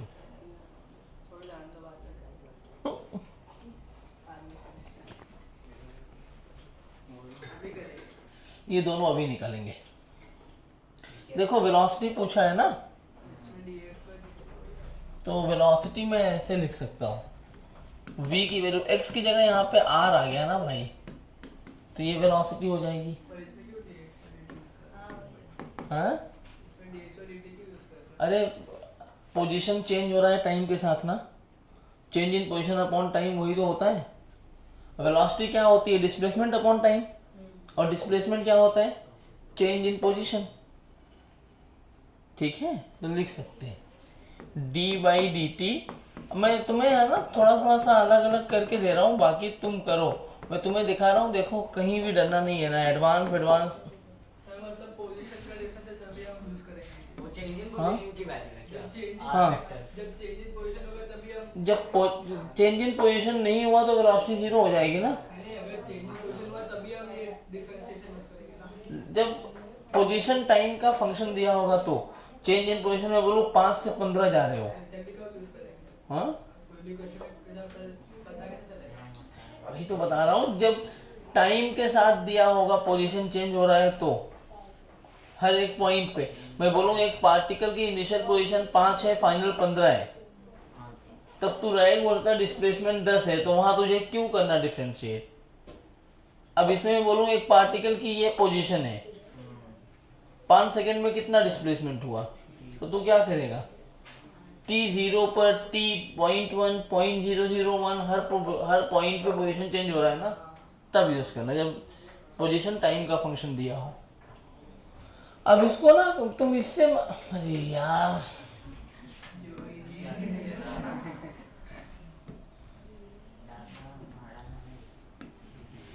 इसको तुम सॉल्व करो, तुम ऐसे लिख दो alpha T cube I cap. I cap को जैसे तुम कांस्टेंट को डील करते हो ना, वैसे ही आई कैप जे कैप को डील करो। तो क्या मैं वी वेक्टर ऐसा लिखूं, यहाँ से अल्फा आई कैप बाहर ले लो, टी क्यूब क्या होगा 3t स्क्वायर, और बीटा क्या हो जाएगा यहाँ से बीटा जे कैप बाहर, टी स्क्वायर क्या बनेगा 2t। देखो तो क्या आया ये 3 अल्फा टी स्क्वायर आई कैप प्लस 2 बीटा टी जे कैप। अल्फा बीटा की वैल्यू दी है, जब देखो तो 3 अल्फा कितना है 10/3 टी स्क्वायर आई कैप प्लस 2 5 टी जे कैप, तो ये कर गया 10 T square I cap plus 10 T J cap. This is velocity. कब पूछा है? टी की वैल्यू 1 रखो, तो ऑप्शन ए सही हो गया। अब बी के लिए क्या होता है? फोर्स पूछा है, what is force? M A. A कैसे निकालोगे? ए निकालने के लिए तुम्हें डीवी बाई डी टी करना पड़ेगा, हाँ है ना। डीवी बाई डी टी करेंगे तो D by D T of V की वैल्यू कितनी आई थी, ये वाली वैल्यू रखेंगे। क्यों कर रहे हैं? अरे गधे, एक्सेलरेशन के लिए। हाँ तो क्या होगा ये 3 अल्फा टी स्क्वायर आई कैप प्लस 2 बीटा टी जे कैप। अब एडवांस तुम देख लो क्या हुआ, कुछ भी नहीं हुआ। 6 alpha T I cap plus 2 beta J cap, units में कोई फर्क नहीं है, उसने ऐसा यूनिट इसलिए दिया है, सब कैंसिल होके यूनिट तुम्हें न्यूटन मिल जाए बाद में। नहीं नहीं, तो अब ये आ गया एट 1 सेकेंड। ए क्या हो जाएगा, 6 अल्फा की वैल्यू 10/3 इंटू 1 आई कैप प्लस 2 बीटा की वैल्यू कितनी है 5 जे कैप, तो 3 2 जा 6। क्या ए वेक्टर आ गया अपना 20 आई कैप प्लस 10 जे कैप, यहाँ रखो तो 0.1 इंटू 20 आई कैप प्लस 10 जे कैप ले लो। गलत है। हेलो गलत है। हेलो, हाँ ऑप्शन गलत है। हाँ बिना बोलिए ना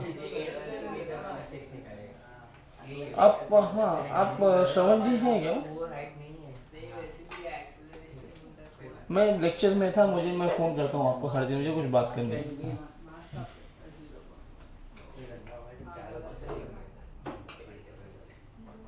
एक से याद है, एक मार्क।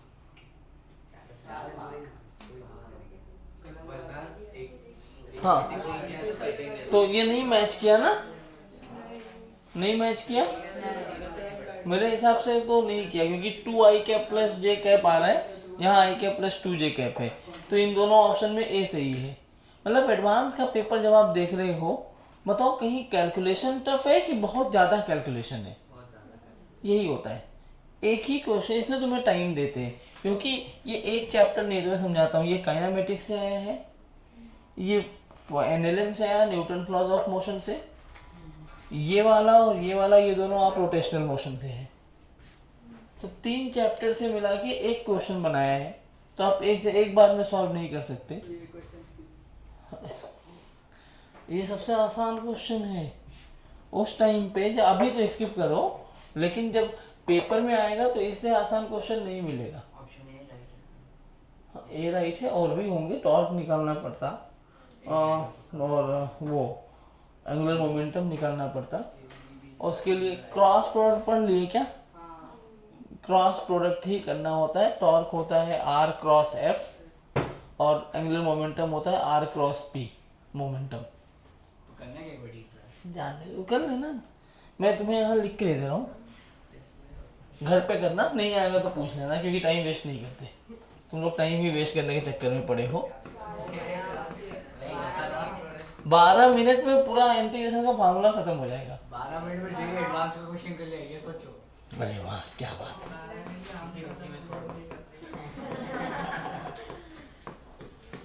P होता है m into V vector. Cross product करना है, करते रहना, छोड़ दो अभी। चलो क्या चलो ऑप्शन ए टिक करके सर छोड़ दो। हाँ अब आगे आते हैं।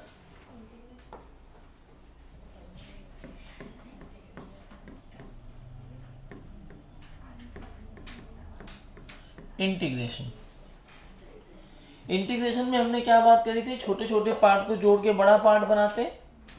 क्या करते हैं इंटीग्रेशन में, छोटे छोटे पार्ट को जोड़ करके बड़ा पार्ट बनाते हैं। 2 तरह का इंटीग्रेशन होता है, मैं तुम्हें फिर बता रहा हूँ बच्चों, प्लीज थोड़ा सा ना इंटीग्रेशन को सीरियस होकर पढ़ना और डिफरेंशियल के सारे फार्मूले याद रखना। इन जनरल डिफरेंशिएशन का उल्टा ही इंटीग्रेशन होता है, लेकिन थोड़ा टफ हो जाता है। क्यों बताता हूं मैं ये भी।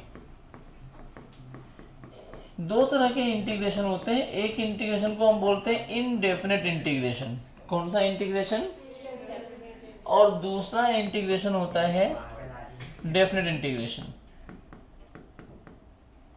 जो इनडेफिनेट इंटीग्रेशन होता है, मतलब जनरली जो भी फार्मूले बनते हैं वो सारे फार्मूले आपके इनडेफिनेट के ही होते हैं।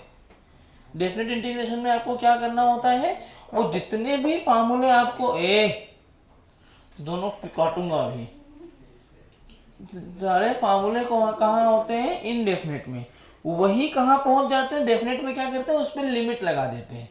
और फिजिक्स में जब फिजिक्स की शुरुआत ही हुई है तो फिजिक्स में जिसका मेजरमेंट नहीं ले सकते उसको फिजिक्स में नहीं पढ़ते। Physics is all about measurement. तो फिजिक्स में इनडेफिनेट इंटीग्रेशन का इस्तेमाल नहीं किया जाता है। वो किसमें होता है? मैथ्स में हम गैस में, हाँ हाँ, अब भैंस में चलो, सो रहे हैं सब, नींद में है, एकदम नशे में हो गए। 9 मिनट बाकी है, अभी 19 हो जाएगा वो, नहीं 9 से 19 मिनट कर दूंगा मैं। इनडेफिनेट इंटीग्रेशन में क्या होता है, इनडेफिनेट में क्या होता है, लिमिट नहीं होती, लिमिटलेस जनरली। जब जैसे जहाँ पे एक्सपांसन पता ही ना हो कि कहाँ से चालू हुआ कहाँ पे खत्म हुआ, वहां पे आप क्या करोगे, इनडेफिनेट। जैसे यूनिवर्स का एक्सपांसन आज स्टिल अभी हमें पता नहीं है कहाँ से कहाँ तक हुआ है, तो उसके लिए तुम्हें इनडेफिनेट यूज करना पड़ेगा। स्पेस में जब जाते हो, स्पेस का कुछ भी कैलकुलेशन करते हो, वहां पर भी आपको इनडेफिनेट करना होता है। फिलहाल अभी जो फिजिक्स पढ़ रहे हैं, जो हमारे सिलेबस की फिजिक्स है, वहां पर हमें लोअर वैल्यू और हायर वैल्यू पता होती है। क्या पता होती है आपको? हाँ, तो अभी हमें डेफिनेट इंटीग्रेशन ही पढ़ना है। लेकिन प्रॉब्लम ये है, डेफिनेट इंटीग्रेशन का कोई सवाल है नहीं मेरे पास। तो कैमरे में क्यों डांट खाता है शाश्वत हमेशा? कैमरा चला, रिकॉर्डिंग में काटते नहीं है वो लोग कुछ भी। हाँ, तेरा नाम आता रहेगा, किसी ने क्लिप बना के वायरल कर दिया तुझे तो डेफिनेट इंटीग्रेशन हम फिजिक्स में इस्तेमाल करेंगे। लेकिन मेरी प्रॉब्लम ये है, डेफिनेट इंटीग्रेशन के लिए कोई डायरेक्ट फार्मूला है ही नहीं, सब फार्मूले इनडेफिनेट के लिए होते हैं, उसमें थोड़ा सा चेंज करके हम डेफिनेट बनाते हैं। तो आइए पहले बेसिक फार्मूले की बात करते हैं। कितने बेसिक फार्मूले? 4-5 ही हैं, इसमें फार्मूला ज़्यादा नहीं है, इसमें बाकियों को उस पैटर्न में लाना टफ काम है। इसमें सबसे अच्छा क्या करते हैं, पहले सुनो, यहाँ पे we add a constant of integration. क्या ऐड करते हैं?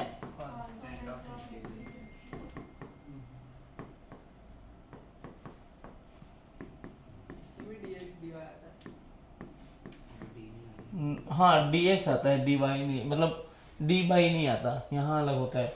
यहाँ सांप टूल लगता है और यहाँ क्या होता है, we substitute the limits। ये दोनों में डिफरेंस है। ऐसे सांप जैसा बना होता है, इसको हम बोलते हैं इंटीग्रेशन। कहीं ऐसा सांप बन के आ जाए, समझो क्या है ये, इंटीग्रेशन। क्या है ये? और इस सांप टूल में क्या क्या होता है देखो, हम इसको सांप टूल ही बोलता हूँ। इसको क्या पढ़ते हैं? Integration of dx। क्या पढ़ते हैं? हाँ, सांप ऑफ x बोल दो। सांप ऑफ x मतलब यहाँ कुछ नहीं तो 1 मानो। अच्छा, 1 किसका डिफरेंशिएशन होता था? x का डिफरेंशिएशन 1 होता था। 1 was the differentiation of x, तो the integration of 1 is x। अरे ये 1 होता था, मतलब x का डिफरेंशिएशन 1, तो 1 का इंटीग्रेशन x।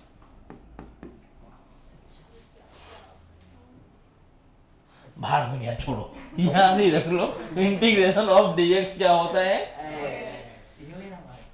अब जैसे इंटीग्रेशन ऑफ 5 dx आएगा तो क्या लिखेंगे?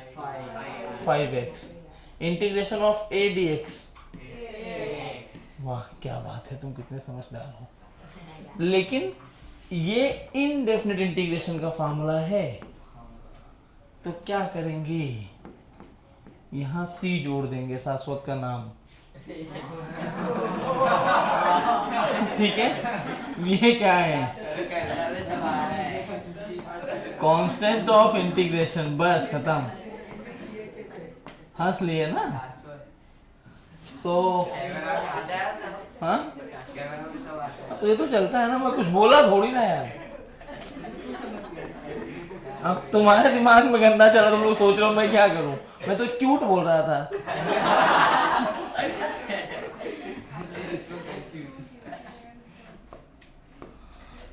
एक फार्मूला है इंटीग्रल ऑफ dx जो x होता है, और दूसरा फार्मूला है integral of x raise to n। क्या है? Integral of x raise to n with respect to x। dx नहीं, integral of x raise to n with respect to x। अब क्या लिखेंगे ये? x raise to n plus one upon n plus one. अब तो कैसे आया sir बताएंगे मैथ्स वाले। यहाँ पे c और फिर से c आ गया, तो इसका फिर से क्या है? ये कांस्टेंट ऑफ इंटीग्रेशन। तो बेसिक तो यही दो फार्मूले हैं, लेकिन अब हम बढ़ाएंगे ना। दो पढ़ने तो मेरा क्या काम फिर? कुछ अलग जो तुम्हें जानना चाहिए। Integral of sine x D x minus cos x, हाँ प्लस सी। नाम मत बोलना। अरे जी तुम्हारा भी हो सकता है, परेशान मत हो। Integral of cos x D X क्या होता है? Sine x. अच्छा, इंटीग्रल ऑफ टेन एक्स क्या होता है? कुछ नहीं। टेन एक्स किसी का डिफरेंशिएशन में आंसर आया था क्या? टेन एक्स का सेक स्क्वायर एक्स था, लेकिन टेन एक्स किसी का रिजल्ट नहीं आया था। तो टेन एक्स का डिफरेंशिएशन आप डायरेक्ट नहीं कर सकते, आपको साइन कॉस में तोड़ना पड़ेगा। तो आप यहाँ पे देखो, मैं यहाँ लिख रहा हूँ, ध्यान से देखो। Integral of sine x, sorry differentiation of sine x क्या आया था? Cos x. और कॉस एक्स क्या आया था? वही माइनस इधर ट्रांसफर हुआ। और टेन एक्स क्या था? और कॉट एक्स क्या था? क्या बात है। सेक एक्स क्या आया था? अब जब तक ये फार्मूला नहीं याद होगा ना, आप नशे में ही बैठे रहोगे। तो जो ये राइट हैंड साइड में ये लिखा हुआ है ना, इसका ही इंटीग्रेशन हो सकता है, बाकियों का नहीं। तो क्या इधर टेन था क्या? नहीं था। तो आप किसको इंटीग्रेट कर सकते हो? Sec square X D X क्या आ जाएगा? और प्लस सी। फिर आप कोसेक स्क्वायर एक्स को डिफरेंशिएट इंटीग्रेट कर सकते हो, माइनस कॉट एक्स और प्लस सी। सी कब हट जाएगा? जब आप इंटेलिजेंट हो जाओगे, ठीक है ना। इंटेलिजेंट कैसे होगे? लिमिट्स लगाने के बाद। तो सी हटा देना जब लिमिट लग जाए तो। Integral of sec x plus ten x भी होता है, नहीं sec x into ten x, this is sec x. हाँ, इसको छापते चलो, इसके बाद मैं तुम्हें लास्ट में बताऊंगा कि फार्मूले इतने ही हैं। अब अगले लेक्चर में समझाऊंगा मैं तुम्हें कि इसको कैसे हम अप्लाई करते हैं।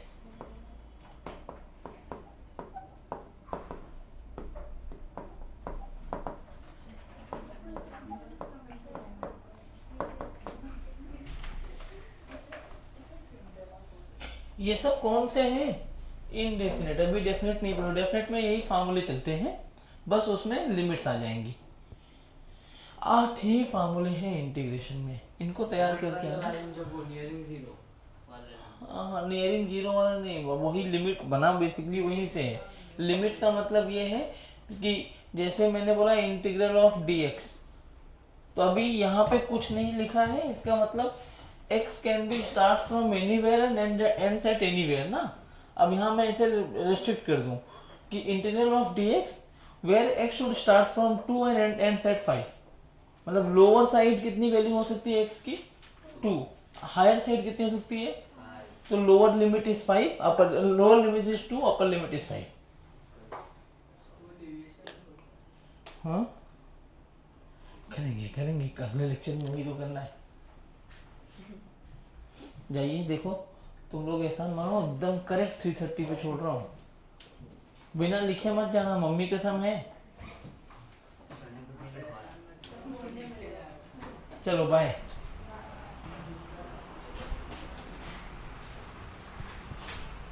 हो गया सर लेक्चर?